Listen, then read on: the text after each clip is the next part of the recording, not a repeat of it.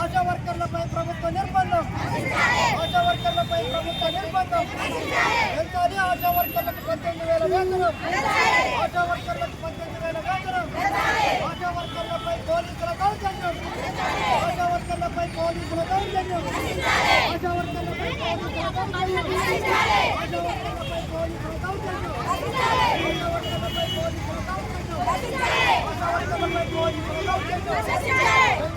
అక్రమ అరెస్టులు, అక్రమ అరెస్టులు, అక్రమ అరెస్టులు, అక్రమ అరెస్టులు.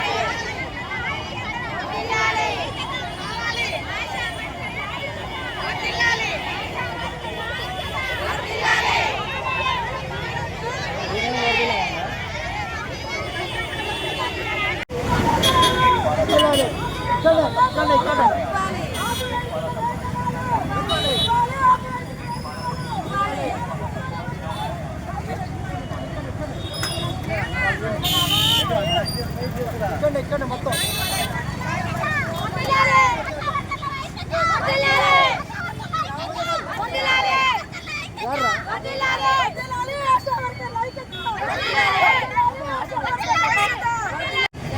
వినతిది ఈ యొక్క సమ్మెని మేము అసెంబ్లీ చలో అసెంబ్లీ అని పెట్టుకుంటే ఇంతవరకు మాకు ఏదీ లేకుండా చేసిన ప్రభుత్వాన్ని ఖండిస్తున్నాం. మేము ఒక ఆశ చనిపోతే కనీసం మట్టి ఖర్చులు కూడా ఇవ్వలేని పరిస్థితి.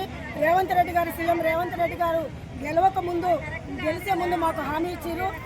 ఏంటంటే మేనిఫెస్టోలో 18,000 జీతం చేస్తాం, మీకు 18,000 జీతం చేస్తున్నాను అన్నారు. అట్లనే ఉద్యోగ భద్రత కల్పిస్తున్నారు.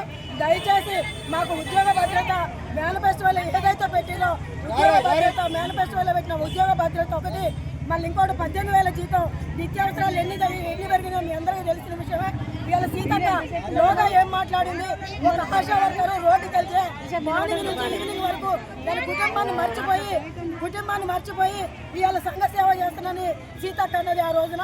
ఈ రోజు మళ్ళీ మాట తప్పుకొని అదే సీతక్క అసెంబ్లీలో ఉండి మా గురించి ఎందుకు మాట్లాడతలేదు అని మీకు సమన్వయంగా ప్రశ్నిస్తున్నాం. ఇదే మొదలు పని. ఇక నుంచి మాత్రం నిర్వాధిక సమ్మెను మేము స్టార్ట్ చేస్తాం. ఎక్కడ వదిలిపెట్టము, ఎక్కడ పడితే అక్కడే మేము ఈ సమ్మెలు కొనసాగిస్తాము. మా యొక్క భద్రత అయితే మేనిఫెస్టోలో ఏదైతే పెట్టినో అది కంపల్సరీగా ఇచ్చేంత వరకు మేము కొనసాగిస్తూనే ఉంటాము. ఈ రాష్ట్ర లోపల ఇదే కాదు, ఇంకా ఉద్రేకత పెంచుతాము. ప్రతి ఒక్కరు మా సీఎం గారు మేము ఒకటే ప్రశ్నిస్తున్నాం మిమ్మల్ని, దయచేసి మేనిఫెస్టోలో ఏదైతే పెట్టినో నువ్వు అది ప్రతి ఒక్కటి మాకు చేయాలని. మేము ఏ యూనియన్ అయినా కూడా నా గమ్యం ఒకటే, ఆశలు ఇంత ఒకటే కోరిక, నువ్వు మేనిఫెస్టోలో ఏదైతే పెట్టినవో అది మాకు జరిగేంత వరకు ఇది కొనసాగిస్తూనే ఉన్నామని మీడియా ద్వారా మేము తెలియజేస్తున్నాం. ఈరోజు తెలంగాణ రాష్ట్ర వ్యాప్తంగా 28వ తారీఖున జరిగినటువంటి ఆశా వర్కర్ల చలో అసెంబ్లీ కార్యక్రమాన్ని ప్రభుత్వం నిర్బంధ కాండతోటి, అక్రమ అరెస్టులతోటి ఎక్కడికక్కడ అడ్డుకొని ఆ ఉద్యమాన్ని అణిచివేయాలని చెప్పేసి ఈ ప్రభుత్వం దుర్మార్గంగా వ్యవహరించడం అనేది జరిగింది. ఇవాళ ఆశా వర్కర్లు గొంతెమ్మ కోరికలేం మరవట్లేదు. అయ్యా ముఖ్యమంత్రి గారు, మాకు ఎమ్మెల్యే పదవులు ఇవ్వండి, మాకు మంత్రి పదవులు ఇవ్వండి, లేకపోతే నెలకు లక్షలాది రూపాయల వేతనం ఇవ్వండి, మాకు ఏసీ రూములు ఇవ్వండి, కార్లు ఇవ్వండి అని చెప్పేసి ఇలా ఎక్కడ కూడా ఆశా వర్కర్లు గొంతెమ్మ కోరికలు మరవట్లేదు. ఎలక్షన్కు ముందు కాంగ్రెస్ ప్రభుత్వం తన మేనిఫెస్టోలో 18,000 వేతనం ఇస్తాం, మీకు ఉద్యోగ భద్రత కల్పిస్తాం, అన్ని హక్కులు కాపాడుతామని చెప్పేసి ఆ రోజు మాట ఇచ్చినటువంటి రేవంత్ రెడ్డి గారిని ఈరోజు అడగడం అనేది జరుగుతూ ఉంది. ఇలా 2.5 సంవత్సరాలు గడిచినా కానీ నేటి వరకు కూడా ఆశా వర్కర్ల మాట ఎత్తేటువంటి పరిస్థితిలో లేరు.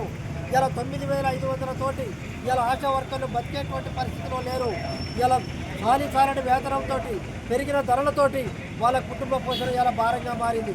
ఇలా గతంలో వచ్చినటువంటి కరోనా టైంలో కూడా వాళ్ళ ప్రాణాలను సైతం లెక్క చేయకుండా ప్రజల ప్రాణాలే ముఖ్యమని చెప్పేసి ఇంటింటికి వెళ్ళి సర్వేలు చేసి కరోనా టాబ్లెట్ పంచినటువంటి వీరవనితలు ఇలా ఆశా వర్కర్లు.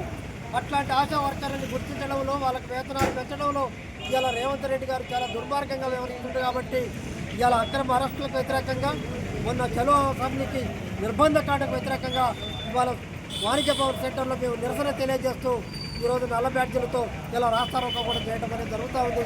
కాబట్టి ప్రభుత్వం ఇప్పటికైనా ఆశా వర్కర్ల యూనియన్ తోటి చర్చలు జరపాలి, వాళ్ళకి వేతనం 18,000 పెంచాలి.